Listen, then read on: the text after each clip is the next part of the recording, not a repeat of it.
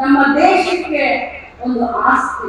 ನೀವೆಲ್ಲರೂ ಕೂಡ ನಮ್ಮ ಸರ್ಕಾರಕ್ಕೆ, ಯಾಕಂದ್ರೆ ಸರ್ಕಾರಕ್ಕೆ ಸಮಾನಾಂತರವಾಗಿ ಸಮಾಜಮುಖಿಯಾದಂತಹ ಕಾರ್ಯವನ್ನ ಮಾಡ್ತಾ ಇದ್ದೀರಲ್ಲ, ನಿಮ್ಮ ಕಾರ್ಯಕ್ಕೆ ಯಾವತ್ತೂ ಕೂಡ ಬೆಲೆ ಕೊಡಲಿಕ್ಕೆ ಸಾಧ್ಯವಿಲ್ಲ. ಯಾಕಂತಂದ್ರೆ ನಿಸ್ವಾರ್ಥತೆಯಿಂದ ಸಮಾಜಮುಖಿಯಾದಂತಹ ಕೆಲಸಗಳನ್ನ ಮಾಡುವಂತ ಇಂಥ ಗುರುಗಳು ಇರೋದ್ರಿಂದಲೇ ಇವತ್ತು ನಮ್ಮ ಭಾರತ ದೇಶ ಸಮೃದ್ಧಿಯಿಂದ ಸಾಗ್ತಾ ಇದೆ, ವಿಶ್ವದಲ್ಲಿ ಪ್ರಖ್ಯಾತಿಯನ್ನು ಹೊಂದ್ತಾ ಇದೆ. ಇದು ಒಂದು ಪುಣ್ಯ ಭೂಮಿ. ಇಂಥ ಮಹಾನ್ ಸಂತ ಶ್ರೇಷ್ಠರು ಈ ಭೂಮಿಯನ್ನ ಇಷ್ಟೊಂದು ಶ್ರೇಷ್ಠ ಮಾಡಿದ್ದಾರೆ ಅಂತ ಹೇಳಲಿಕ್ಕೆ ನಾನು ಬಯಸ್ತೇನೆ. ಬಂಧುಗಳೇ, ಧರ್ಮದ ಬಗ್ಗೆ ಮಾತನಾಡಬೇಕು ಅಂತಂದ್ರೆ, ನಾನು ಇಲ್ಲಿ ಬಂದಾಗ ನಮ್ಮ ಮೌಲಾನಾಜಿಯವರು ಮಾತನಾಡ್ತಾ ಇದ್ರು. ಇಬ್ರಾಹಿಂ ಸಾಹೇಬ್ ಕೂಡ ಇದ್ದಾರೆ ಕಾರ್ಯಕ್ರಮದಲ್ಲಿ. ಮೌಲಾನಾಜಿ ಮಾತಾಡ್ತಾ ಇದ್ರು. ನಾನು ಆಶ್ಚರ್ಯ, ನಾನು ಪುರುಕಿತನಾಗಿ ಅವ್ರ ಭಾಷಣ ಕೇಳ್ತಾ ಇದ್ದೆ. ಏನು ಅವರ ಬಾಯಲ್ಲಿ ಒಂದೊಂದು ಮಾತುಗಳು ಮುದುರ್ತಾ ಇತ್ತು ಅಂತಂದ್ರೆ ನಾನು ಆಶ್ಚರ್ಯ, ಏನು ಇವ್ರು ಮಾತನಾಡ್ತಾ ಇದ್ದಾರೆ ಅಂತ. ಹೌದು, ಮೌಲಾನಾಜಿನೇ ಸಂದೇಶವನ್ನ ಕೊಡ್ತಾ ಇದ್ರು. ಮಾನವೀಯ ಮೌಲ್ಯಗಳ ಬಗ್ಗೆ ಮಾತನಾಡ್ತಾ ಇರೋದನ್ನ ನೋಡಿದ್ರೆ ನನಗೆ ತುಂಬಾ ಸಂತೋಷ ಆಯ್ತು. ಅವರು ಮುಗಿಸಿದ ತಕ್ಷಣ ಫಾದರ್ ಡಿಸೂಜಾ ಅವರು ಮಾತನಾಡ್ತಾ ಇದ್ರೆ ಅವರು ಕೂಡ ಶಾಂತಿಯ ಸಂದೇಶವನ್ನ ಸಾರ್ತಾ ಇದ್ರು. ಬಂಧುಗಳೇ, ನಾವೆಲ್ಲ ಬಸವಣ್ಣನ ಅನುಯಾಯಿಗಳು, ಬಸವಣ್ಣನ ಮಕ್ಕಳು. ಬಸವಣ್ಣಜಿ ಏನ್ ಹೇಳಿದ್ರು? ಶಾಂತಿಯ ಸಂದೇಶ ಹೇಳಿದ್ರು. ಜಾತಿ ಜಾತಿ ಜಾತಿ ಅಂತ ನೀವು ಬಡದಾಡಕ್ ಹೋಗ್ಬೇಡಿ. ಇವ ನಾರವ ಅನ್ನಬೇಡಿ, ಇವ ನಮ್ಮವ, ಇವ ನಮ್ಮ ಮನೆ ಮಗ ಅನ್ನಿ ಅಂತ ಹೇಳಿ ಬಸವಣ್ಣ ಅವರು ಹೇಳಿದ್ರು. ಮಹಾವೀರ ಭಗವಾನ್ಜಿ ಅವರು ಏನ್ ಹೇಳಿದ್ರು? ಅಹಿಂಸಾ ಪರಮೋ ಧರ್ಮ ಅಂತ ಮಹಾವೀರ ಭಗವಾನ್ಜಿ ಅವರು ಹೇಳಿದ್ರು. ಧರ್ಮ, ಜೈನ ಧರ್ಮದ ಗುರುಗಳು ಕೂಡ ಈ ವೇದಿಕೆಯಲ್ಲಿದ್ದಾರೆ ಅಂತ ಕೇಳಿದ್ರು. ಪೈಗಂಬರ್ ಅವರು ಏನ್ ಹೇಳಿದ್ರು? ಪೈಗಂಬರ್ ಅವರು ಕೂಡ ಶಾಂತಿಯನ್ನ ಸಾರುವಂತ ಸಂದೇಶವನ್ನ ಕೊಟ್ಟರು. ಇಲ್ಲಿ ಯೇಸು ಕ್ರಿಸ್ತ ಏನ್ ಹೇಳಿದ್ರು? ಶಾಂತಿಯ ದೂತ ಅಂತ ಹೇಳಿದ್ರು. ಯೇಸು ಕ್ರಿಸ್ತ ಈ ಒಂದು ಜಗತ್ತಿಗೆ ಒಳ್ಳೆಯದಾಗಿ ಅಂತ ಹೇಳಿ ತಾನು ಸಿಲುಬೆಗೆ ಏರಿದ್ರು ಕೂಡ ತನ್ನನ್ನ ಸಿಲುಬೆಗೆ ಏರಿಸಿದಂತವ್ರನ್ನ ದೇವರೇ ನೀನು ಅವ್ರನ್ನ ಕ್ಷಮಿಸಿ ಬಿಡು ಅಂತ ಹೇಳುವಂತ ಒಂದು ಸಂದೇಶವನ್ನ ಯೇಸು ಕ್ರಿಸ್ತ ಕೊಟ್ಟ. ಇದೇ ಸಂದೇಶವನ್ನ ಮಹಾತ್ಮ ಗಾಂಧೀಜಿ, ಇದೇ ಸಂದೇಶವನ್ನ ಅಂಬೇಡ್ಕರ್ ಅವರು, ಎಲ್ಲ ಮಹಾನ್ ಪುರುಷರು, ನಮ್ಮ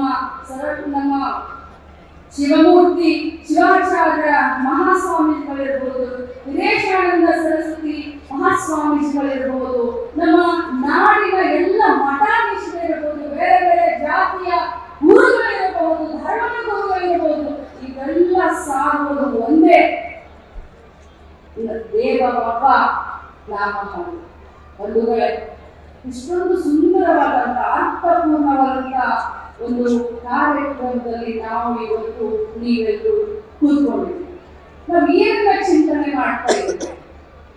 ದಯವಿಲ್ಲದ ಧರ್ಮ ಯಾವುದಯ್ಯ? ದಯವೇ ಧರ್ಮದ ಮೂಲವಯ್ಯ. ಆಚಾರವೇ ಸ್ವರ್ಗ, ಅನಾಚಾರವೇ ನರಕ. ಅಯ್ಯ ಅನ್ನೋದು ಇದೇ ನಾಲಿಗೆ, ಎಲೆ ಅಂತ ಕರೆಯೋದು ಇದೇ ನಾಲಿಗೆ.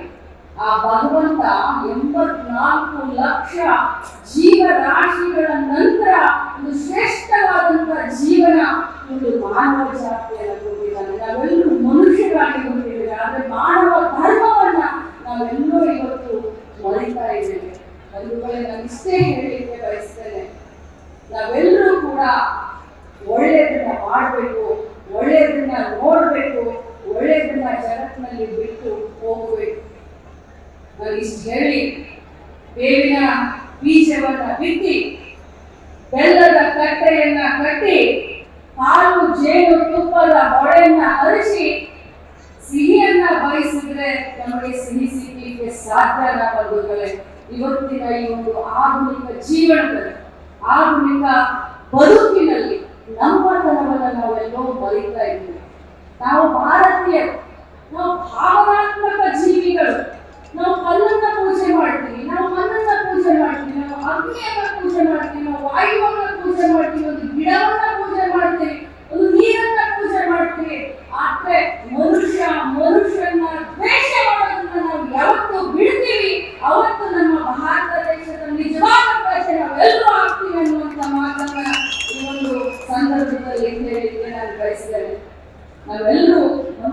ಸಂತೋಷವಾಗಿ ಬಾಳೋಣ.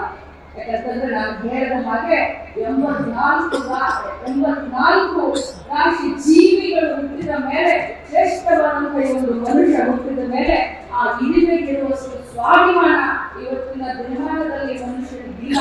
ನಾವೆಲ್ಲರೂ ಕೂಡ ಮನುಷ್ಯರನ್ನ ಪ್ರೀತಿಸುವಂತ ಕೆಲಸವನ್ನ ಮಾಡೋಣ.